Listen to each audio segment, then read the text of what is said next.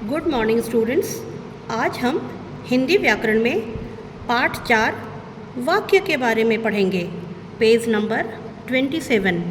पाठ 4 वाक्य, page number 27। तो बच्चों, पिछली क्लास में हमने शब्द के बारे में पढ़ा था। शब्द किसे कहते हैं? दो या दो से अधिक वर्णों का समूह जिसका कोई सार्थक अर्थ हो उसे शब्द कहते हैं। क्या पढ़ा था? कि दो या दो से अधिक वर्णों का समूह जिसका कोई सार्थक अर्थ हो उसे शब्द कहते हैं। जैसे कमल, बकरी, पतंग, ये हमने पढ़ा था ना। तो ये तो एक शब्द है, लेकिन हम जब ऐसे इकट्ठे कई शब्दों का समूह बनाते हैं तो उससे एक वाक्य बनता है। लेकिन वाक्य बनाने के लिए ये बहुत ज़्यादा ज़रूरी है कि वो सार्थक अर्थ बनाए। ऐसे ही हम लोग इकट्ठा कोई शब्द का समूह बना देंगे तो वो वाक्य नहीं बन जाएगा। तो वाक्य क्या है?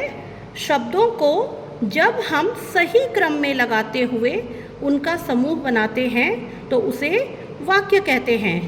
शब्दों को जब हम सही क्रम में लगाते हुए उनका समूह बनाते हैं तो उसे वाक्य कहते हैं। अभी मैं आपको इसमें अच्छे से बताती हूँ कि शब्दों का ऐसा समूह जिसका सार्थक अर्थ हो वाक्य कहलाता है।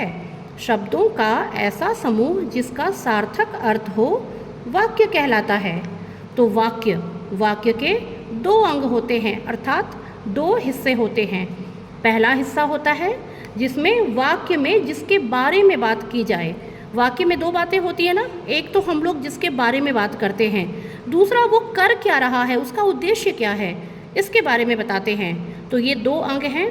पहला, वाक्य में जिसके बारे में बात की जाए उसे उद्देश्य कहते हैं। दूसरा हिस्सा वह जिसमें हम उद्देश्य के बारे में बात कहते हैं, इसे विधेय कहते हैं। अभी मैं आपको एक उदाहरण से समझाती हूँ। ये देखो, नानी कहानी सुनाती है। नानी कहानी सुनाती है, बात किसके बारे में की जा रही है?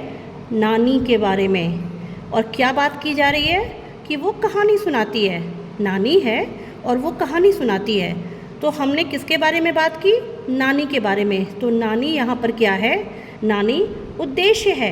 नानी क्या है? उद्देश्य। और वो क्या कर रही है? कहानी सुना रही है। तो कहानी सुनाती है विधेय है। अब आप देखो, किसके बारे में बात की जा रही है? नानी के बारे में। क्या बात की जा रही है? कहानी सुना रही है। तो उद्देश्य क्या हुआ? उद्देश्य हुआ नानी। उद्देश्य हुआ नानी। और विधेय क्या हुआ? कहानी सुनाती है, कहानी सुना रही है। ये आपको समझ में आया? अब हम एक और उदाहरण देखते हैं। मेरा मित्र राम पुस्तक पढ़ रहा है। मेरा मित्र राम पुस्तक पढ़ रहा है। तो यहाँ पर हम किसके बारे में बात कर रहे हैं? बताना। राम के बारे में बात कर रहे हैं ना? राम के बारे में हम बात कर रहे हैं। और क्या बात कर रहे हैं? हम अपने मित्र राम के बारे में बात कर रहे हैं। और बात क्या कर रहे हैं? कि वो पुस्तक पढ़ रहा है। तो यहाँ उद्देश्य कौन हुआ?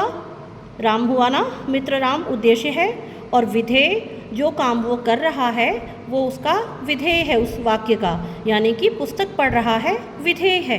अब आप देखो, किसके बारे में बात की जा रही है? मेरे मित्र राम। क्या बात की जा रही है? पुस्तक पढ़ रहा है। तो उद्देश्य क्या हुआ? उद्देश्य है मेरा मित्र राम। और विधेय क्या हुआ?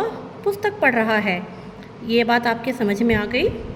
तो शब्दों का वह समूह जिसका कोई अर्थ हो वाक्य कहलाता है। शब्दों का वह समूह जिसका कोई अर्थ हो वाक्य कहलाता है। वाक्य के दो अंग हैं, उद्देश्य, विधेय। उद्देश्य, विधेय।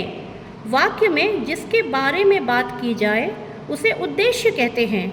हम जिसके बारे में बात करते हैं उसे उद्देश्य कहते हैं। और उद्देश्य के बारे में जो बात की जाए, जो हमारा उद्देश्य है, जब हम उसके बारे में बात करते हैं तो उसे विधेय कहते हैं। उद्देश्य के बारे में जो बात की जाए उसे विधेय कहते हैं।